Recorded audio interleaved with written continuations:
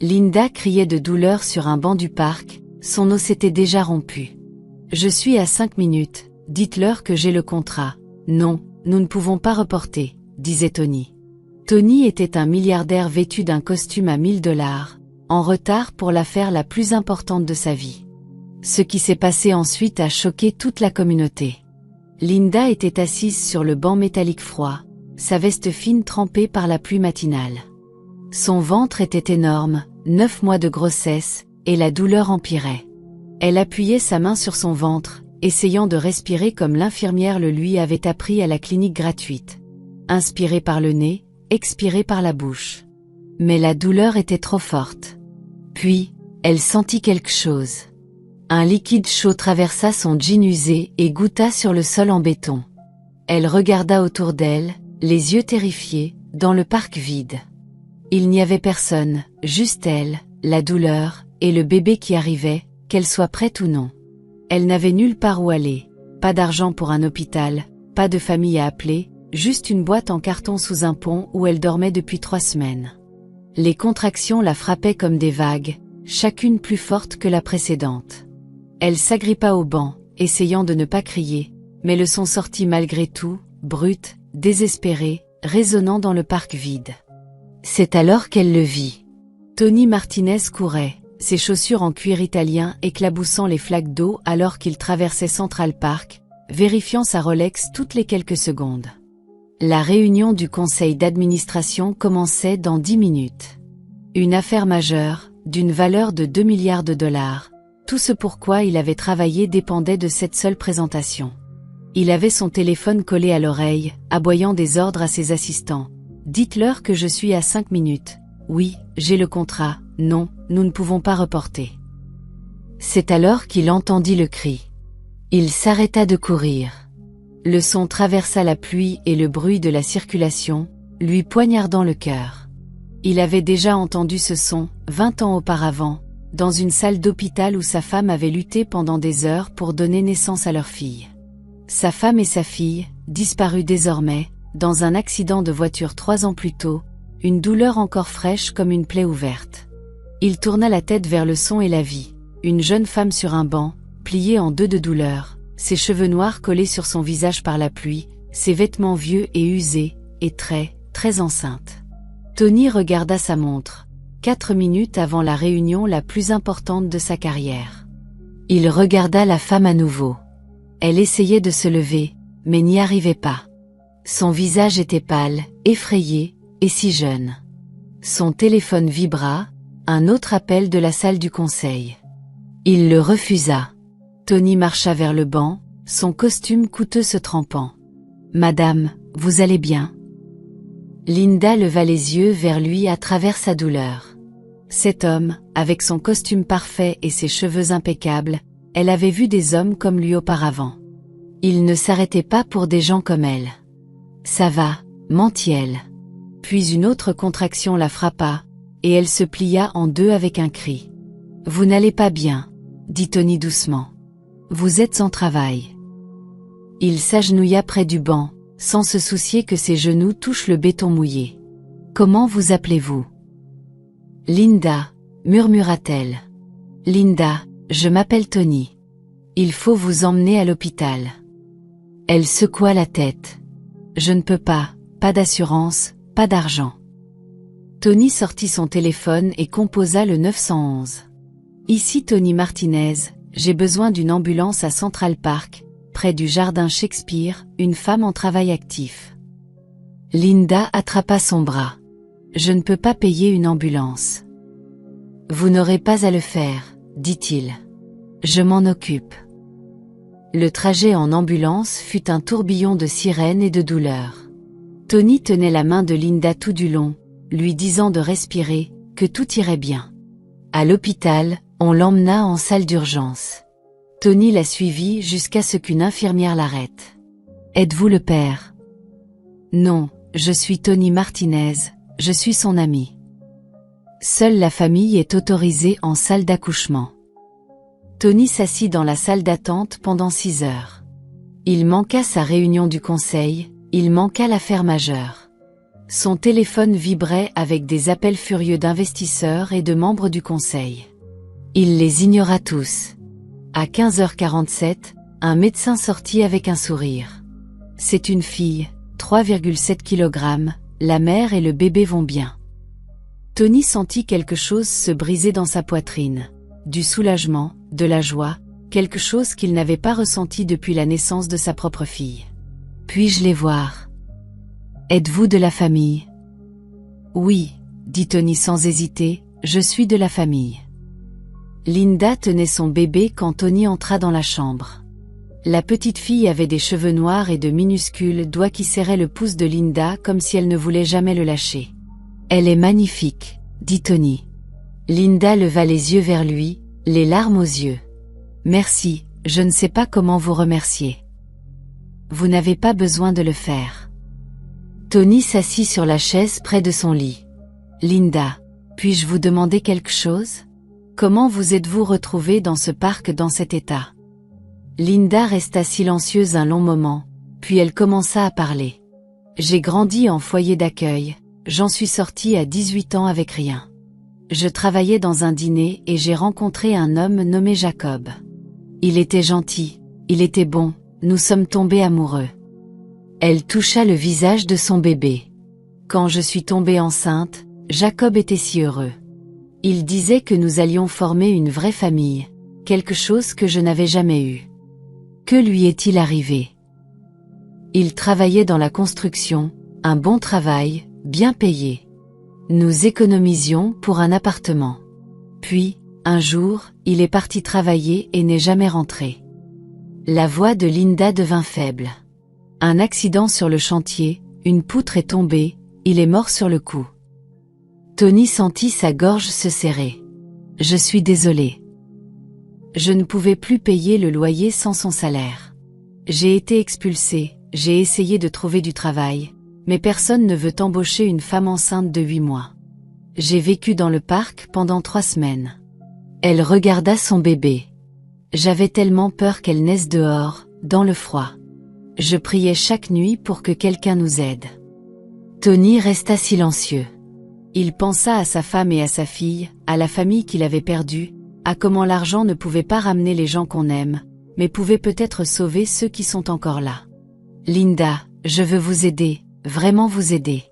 Vous avez déjà fait plus que quiconque n'a jamais fait pour moi. Je veux faire plus. Le lendemain matin, Tony revint à l'hôpital avec des documents, des informations bancaires, un plan. Je crée un fonds fiduciaire pour votre fille, dit-il, pour son éducation, son avenir. Et je vous donne un emploi dans mon entreprise, rien d'extraordinaire, mais bien payé, avec une assurance santé et une prime de signature assez importante pour que vous puissiez avoir un appartement.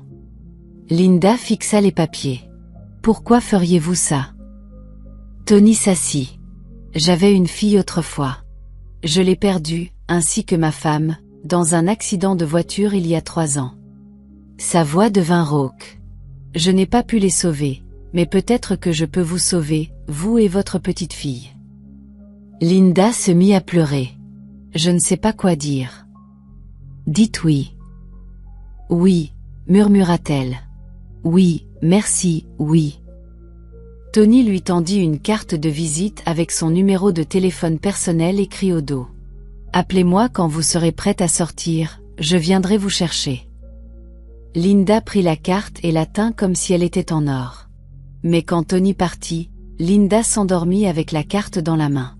Une infirmière entra pour vérifier le bébé et renversa accidentellement le verre d'eau de Linda. L'eau se répandit sur la table de chevet, la carte fut trempée, l'encre coula, le numéro devint illisible. Quand Linda se réveilla, elle tint la carte ruinée et sentit son cœur se briser. Elle n'avait aucun moyen de contacter l'homme qui avait sauvé sa vie, aucun moyen de le retrouver. Elle interrogea chaque infirmière, chaque médecin, pour savoir s'ils connaissaient un moyen de joindre Tony Martinez, mais la politique de l'hôpital était stricte, il ne pouvait pas divulguer d'informations personnelles ni de coordonnées. Linda fut libérée 2 jours plus tard avec sa petite fille et nulle part où aller. Pendant 2 semaines, Linda tenta tout. Elle se rendit au bâtiment de bureau de Tony, mais la sécurité ne la laissa pas passer le hall. Elle appela son entreprise, mais ne put le joindre. Elle retourna même sur le banc du parc où il l'avait trouvé, espérant qu'il reviendrait, mais rien. Elle séjournait dans un refuge pour femmes avec bébé Sarah, essayant de trouver une solution. Le refuge n'autorisait qu'un séjour de 2 semaines, le temps s'épuisait. Linda était assise sur son lit étroit, tenant Sarah et pleurant. « Je suis désolée, bébé, j'ai essayé de le trouver, j'ai essayé de trouver notre ange. » C'est alors qu'une autre femme du refuge s'assit à côté d'elle. « Je t'ai entendu parler de Tony Martinez, » dit la femme. « Le milliardaire. Tu le connais? » « Pas personnellement, mais mon frère travaille pour son entreprise, dans la salle du courrier. » Le cœur de Linda bondit. « Ton frère pourrait-il m'aider à lui transmettre un message? » « Peut-être. » Linda raconta toute l'histoire, le parc, l'hôpital, la carte de visite ruinée. La femme hocha la tête. « Mon frère s'appelle Carlos, c'est un homme bien, il a perdu sa propre famille dans un accident. S'il y a quelqu'un qui comprendrait, c'est lui. » Carlos Rodriguez travaillait dans la salle du courrier de Martinez Tech depuis 5 bonnes années. Il avait vu Tony Martinez peut-être 3 fois, toujours de loin. Cet homme était une légende, il avait bâti un empire technologique valant des milliards de dollars. Mais Carlos avait aussi entendu les rumeurs. Comment Tony était devenu froid et distant après avoir perdu sa famille, comment il s'était enterré dans le travail et souriait rarement à quiconque. Quand la sœur de Carlos, Maria, lui raconta l'histoire de Linda, quelque chose résonna dans sa poitrine. Carlos avait perdu sa femme et son fils dans un incendie domestique 2 ans auparavant. Il savait ce qu'était le chagrin, ce que ça faisait de tout perdre. Le lendemain matin, Carlos fit quelque chose qu'il n'avait jamais fait auparavant. Il prit l'ascenseur jusqu'à l'étage exécutif. L'assistante de Tony tenta de l'arrêter. « Vous ne pouvez pas simplement entrer ici, Monsieur Martinez est en réunion toute la journée. » « C'est à propos de la femme qui l'a aidé dans le parc, » dit Carlos, la femme enceinte. L'assistante marqua une pause. Elle avait entendu parler de l'absence mystérieuse de Tony lors de la grande réunion, comment il avait disparu pendant une journée entière sans jamais expliquer pourquoi. « Attendez ici, » dit-elle. 5 minutes plus tard, la porte du bureau de Tony s'ouvrit. « Entrez, » dit Tony. Carlos n'avait jamais été dans un bureau comme celui-ci auparavant.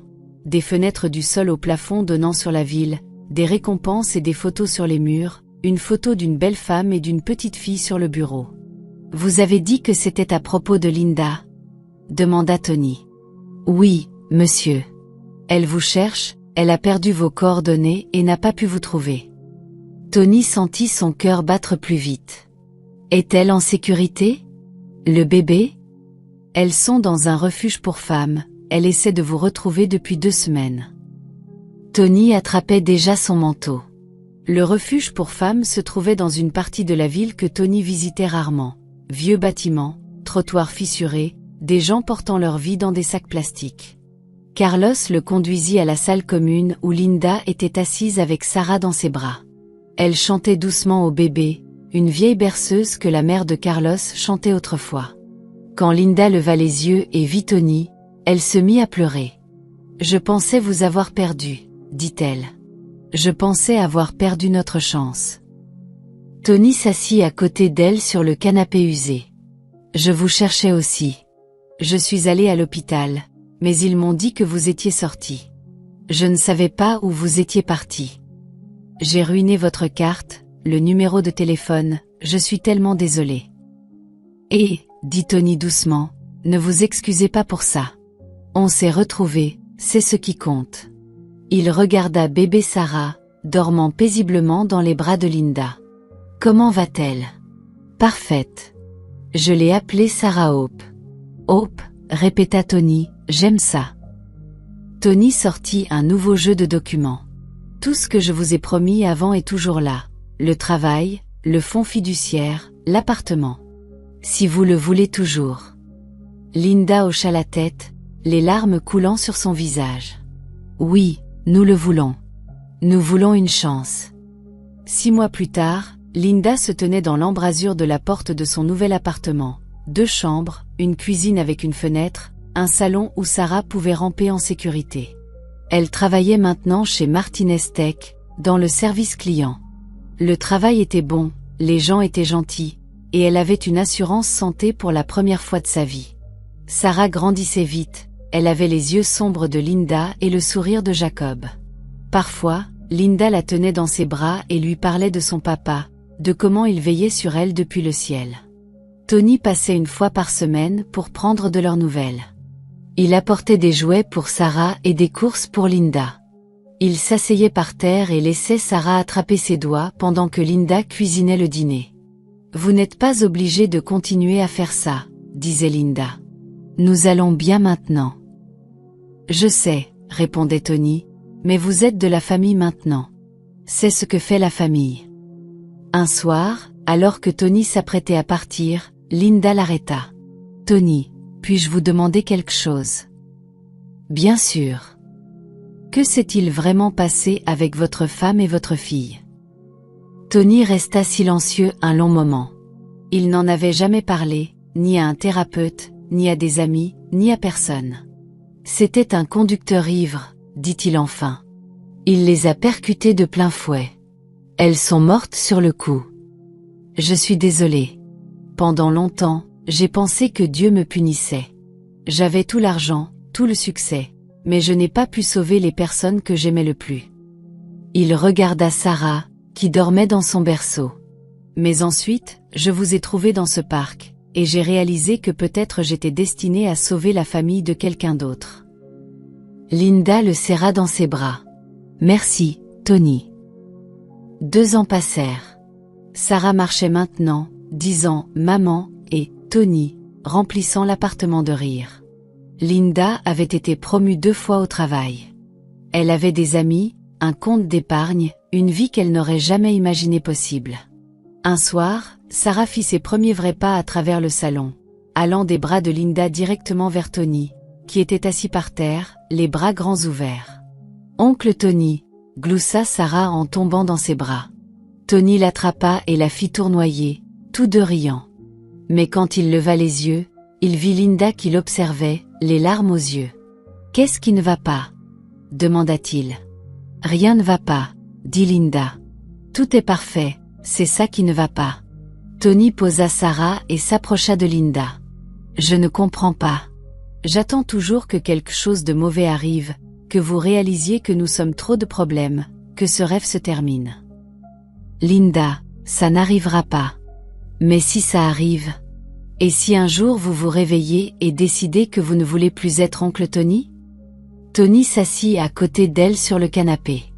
Sarah rampa vers lui et grimpa sur ses genoux, jouant avec sa cravate. « Puis-je vous dire quelque chose ?» dit Tony calmement. « Quelque chose que je n'ai jamais dit à personne. »« Bien sûr. » Tony prit une profonde inspiration. « Mon vrai nom n'est pas Tony Martinez. » Linda le regarda, surprise. « C'est quoi ?»« Marcus Ocafo. Je l'ai changé quand j'ai créé mon entreprise, pour que ça sonne plus américain. Ocafo, comme mon nom de famille. » Pure coïncidence, mais oui. Tony sourit tristement. « J'ai grandi dans cette ville. Mes parents possédaient un petit restaurant, ils travaillaient 18 heures par jour, 7 jours par semaine. » Sarah s'était endormie sur ses genoux. Tony caressa doucement ses cheveux en parlant. « Mes parents avaient de grands rêves pour moi. Ils ont tout sacrifié pour que je puisse aller à l'université. Ils voulaient que je sois médecin ou avocat, quelque chose de respectable. Mais vous êtes devenu entrepreneur technologique. » « Oui, et ils ne me l'ont jamais pardonné. » La voix de Tony devint faible. « Quand j'ai créé ma première entreprise, j'ai demandé un petit prêt à mon père, 5 000 $. Il m'a regardé comme si je lui demandais de brûler de l'argent. Qu'a-t-il dit? Il a dit, « Nous ne sommes pas venus dans cette ville pour que tu joues avec des ordinateurs, nous sommes venus pour que tu aies une vraie carrière. » Tony ajusta Sarah pour être plus à l'aise. « J'ai quand même construit mes entreprises, sans prêt de mes parents. J'ai travaillé à 3 emplois, dormi dans ma voiture.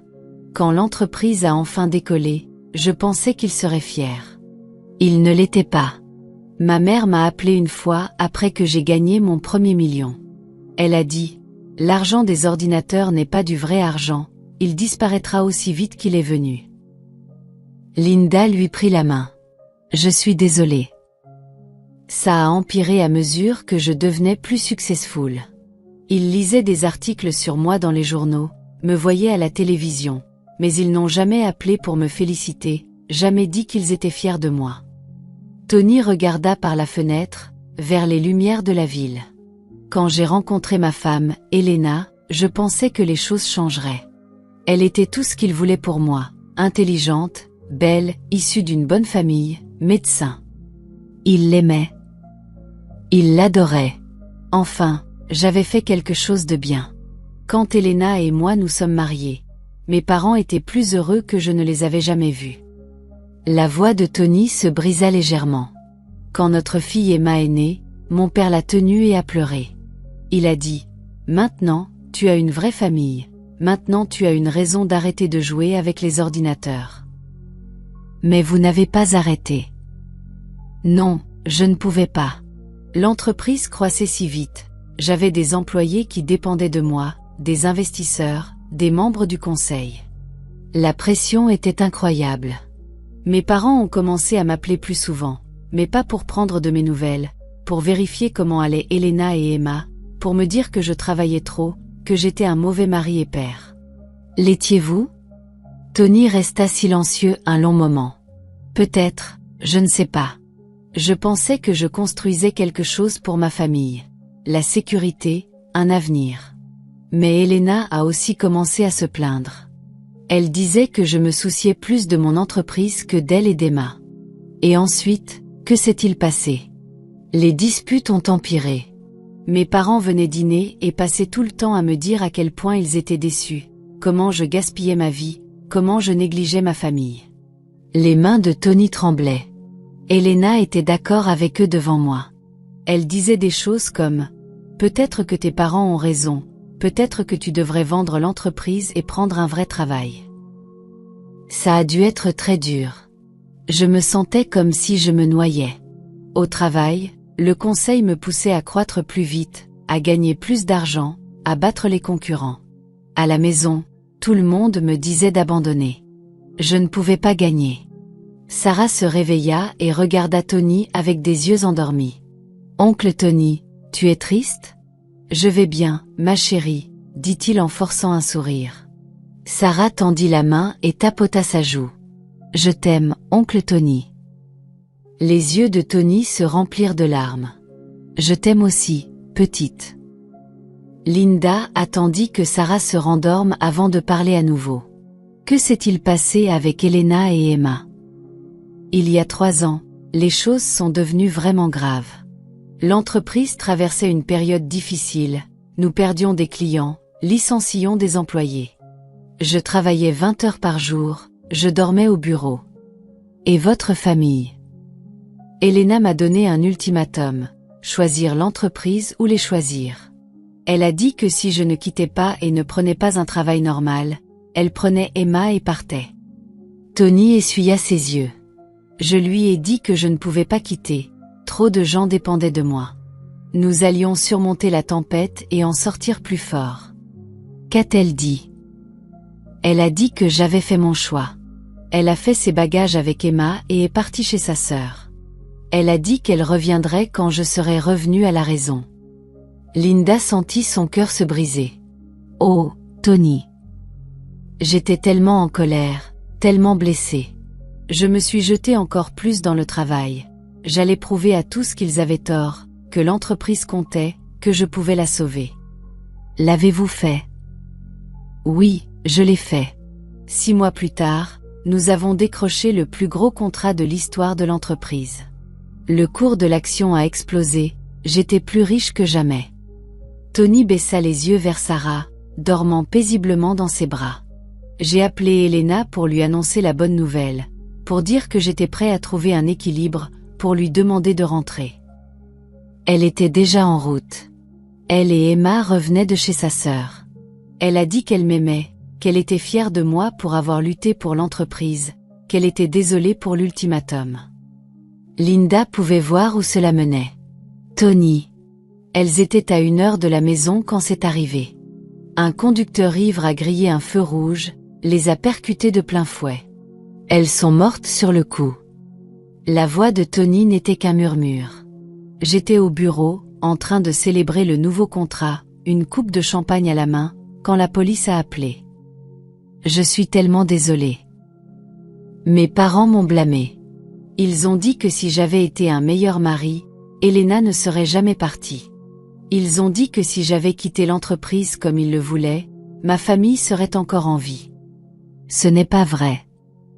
Peut-être. Si je les avais choisis plus tôt que l'entreprise dès le début, elle serait encore là. Sarah bougea dans ses bras. Après les funérailles, je ne pouvais plus fonctionner.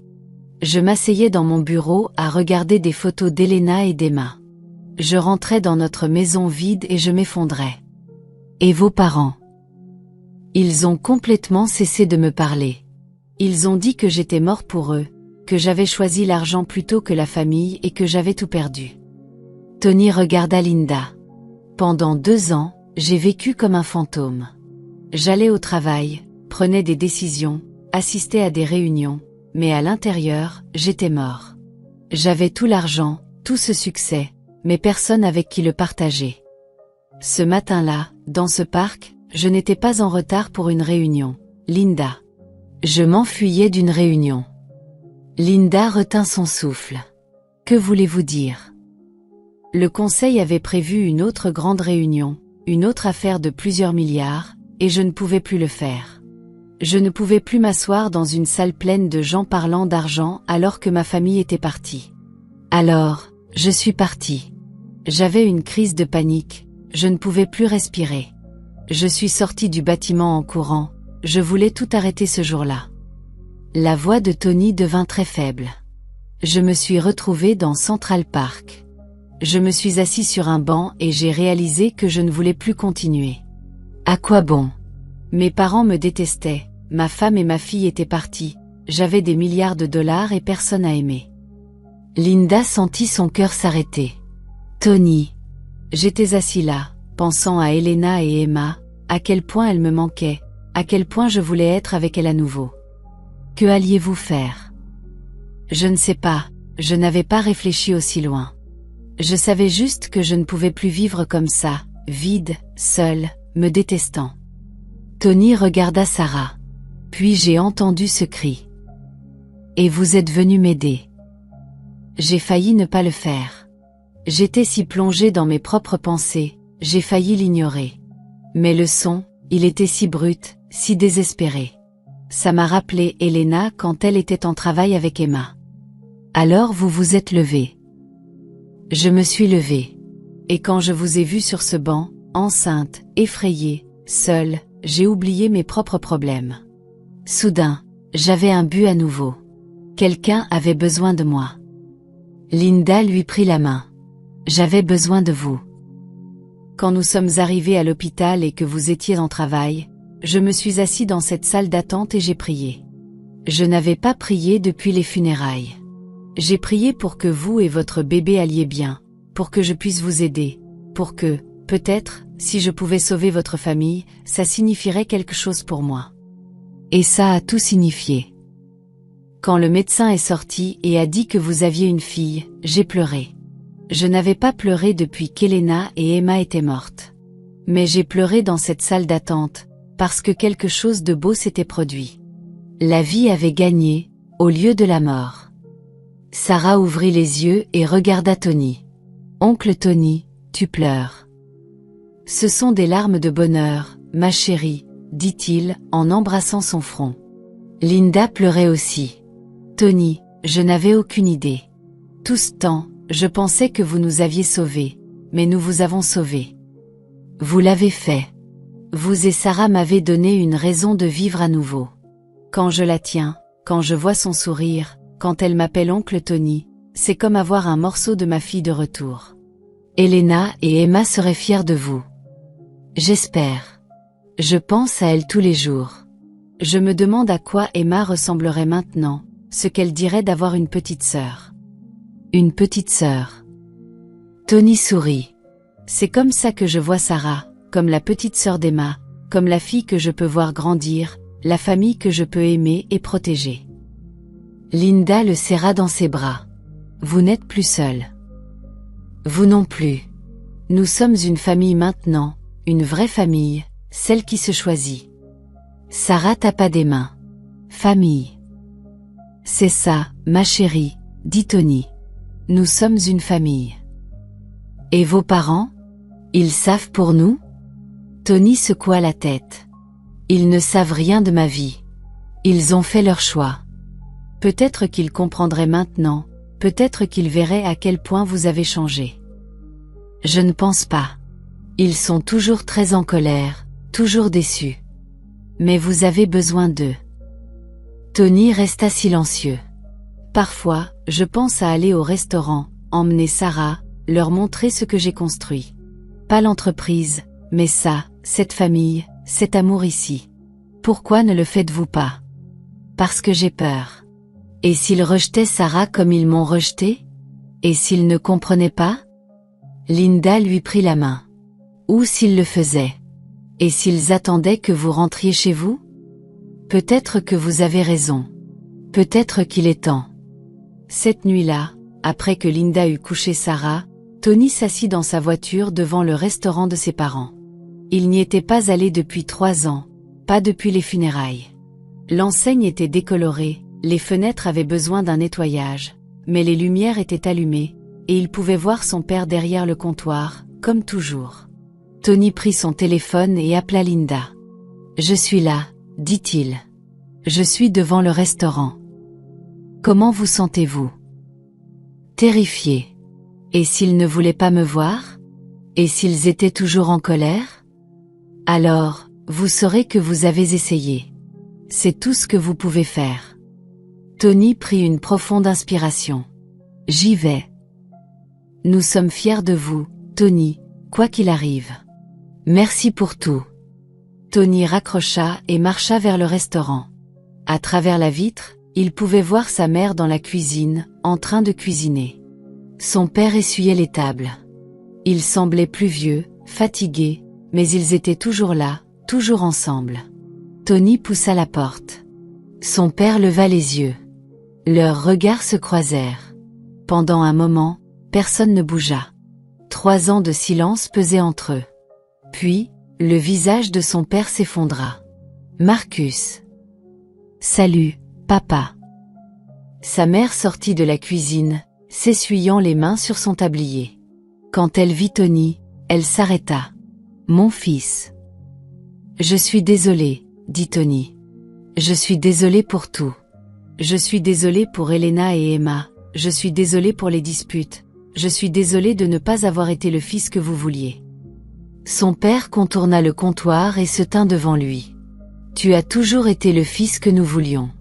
Nous ne savions simplement pas comment le montrer. J'étais tellement en colère contre vous pour ne pas avoir soutenu mes rêves, pour ne pas être fier de moi. Nous étions fiers, dit sa mère. Nous avions peur. Nous ne comprenions pas ton monde, mais nous étions fiers de toi. Son père tendit la main et toucha son visage. Quand Elena et Emma sont mortes, nous t'avons blâmé, mais nous avions tort. Nous étions en colère contre Dieu, contre le monde, contre l'injustice de tout ça. Nous nous sommes défoulés sur toi. Elena était comme une fille pour nous, dit sa mère. Emma était notre petite fille. Quand elles sont mortes, nous avons aussi perdu notre famille. Tony se mit à pleurer. Vous m'avez manqué, vous m'avez tellement manqué. Son père le serra dans ses bras. Après 3 ans de silence, son fils était rentré à la maison. Tu nous as manqué aussi, dit-il. Chaque jour. Ils s'assirent à une table dans le restaurant vide et parlèrent, de la douleur, de la colère, des malentendus, d'Elena et d'Emma, et de combien il leur manquait à tous. J'ai quelque chose à vous dire, dit Tony. J'ai une famille maintenant, une famille différente, mais une famille. Il leur parla de Linda et Sarah, du parc, de l'hôpital, de la fondation, de comment l'amour l'avait retrouvé quand il pensait qu'il était perdu pour toujours. Une petite fille? Demanda sa mère. Elle a 2 ans. Elle m'appelle oncle Tony. Elle est merveilleuse. Son père sourit. Nous aimerions la rencontrer. Vraiment. Vraiment. Si elle est importante pour toi, elle est importante pour nous. Tony sortit son téléphone et leur montra des photos. Sarah dans sa chaise haute, Sarah faisant ses premiers pas, Sarah endormie dans ses bras. Elle est magnifique, dit sa mère. Elle ressemble à Emma. Je pensais la même chose. Et la mère, Linda. C'est une famille. C'est la personne la plus forte que je connaisse. Elle a traversé tellement de choses, mais elle n'a jamais abandonné l'espoir. En rentrant chez lui ce soir-là, Tony se sentit plus léger qu'il ne l'avait été depuis des années. Tout n'était pas parfait, mais c'était réel. Ses parents voulaient rencontrer Sarah et Linda, ils voulaient faire partie de sa vie à nouveau. Quand il arriva à l'appartement de Linda, elle l'attendait. Comment ça s'est passé? Mieux que je ne l'espérais. Ils veulent vous rencontrer, toi et Sarah. Linda sourit. Je suis contente, Tony. Tony s'assit sur le canapé. Je ne te l'ai jamais dit, mais la veille du jour où je t'ai trouvé dans ce parc, j'ai appelé la sœur d'Elena, la tante d'Emma. Qu'a-t-elle dit? Elle a dit qu'Elena n'était pas en colère quand elle est morte. Elle a dit qu'Elena était excitée de rentrer à la maison, qu'elle m'aimait, qu'elle était fière de moi pour avoir lutté pour l'entreprise. Je suis contente que tu le saches. Elle a dit autre chose. Elle a dit qu'Elena parlait d'avoir un autre bébé, qu'elle voulait qu'Emma ait une petite sœur. Linda sentit son cœur bondir. Une petite sœur. Je pense qu'Elena m'a envoyée dans ce parc. Je pense qu'elle savait que Sarah avait besoin d'une figure paternelle et que j'avais besoin d'une fille à aimer. Peut-être qu'elle l'a fait.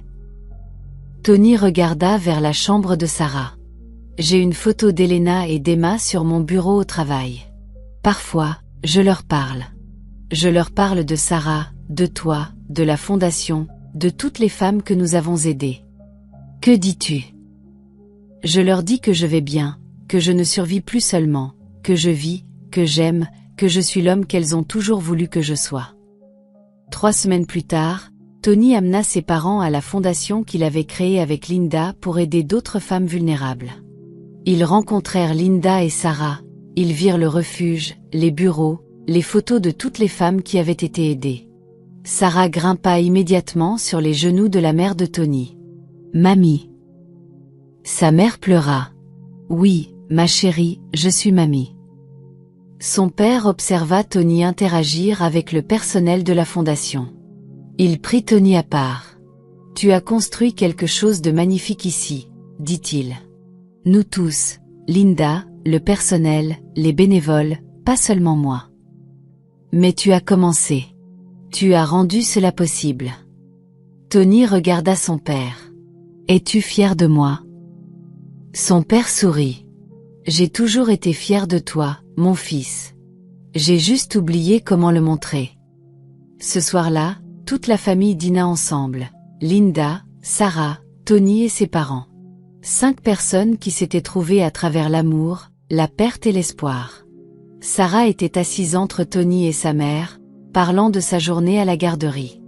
Le père de Tony aida Linda à servir le dîner. C'était chaotique, bruyant et parfait. « C'est à ça que ressemble une famille », dit Linda à Tony doucement. « C'est à ça que ressemble une famille », acquiesça-t-il. Après le dîner, les parents de Tony rentrèrent chez eux. Ils reviendraient la semaine suivante pour l'anniversaire de Sarah. Linda et Tony s'assirent sur le canapé, regardant Sarah jouer avec ses jouets. « Merci, » dit Tony. « Pourquoi ? » « Pour avoir sauvé ma vie, pour m'avoir donné une raison de vivre, pour m'avoir montré à quoi ressemble l'amour. » Linda sourit. « Merci d'avoir arrêté, d'avoir choisi d'aider au lieu de passer ton chemin, de devenir notre famille. » Sarah grimpa sur le canapé entre eux. « Je t'aime, maman, je t'aime, oncle Tony. »« Nous t'aimons aussi, ma chérie, » dirent-ils ensemble. Dehors, la ville bourdonnait de vie, des millions de personnes, des millions d'histoires, des millions de chances pour l'amour de l'emporter sur la perte. Dans l'appartement, 3 personnes qui s'étaient trouvées dans les moments les plus sombres étaient assises ensemble, entourées par la famille qu'elles avaient construite de rien.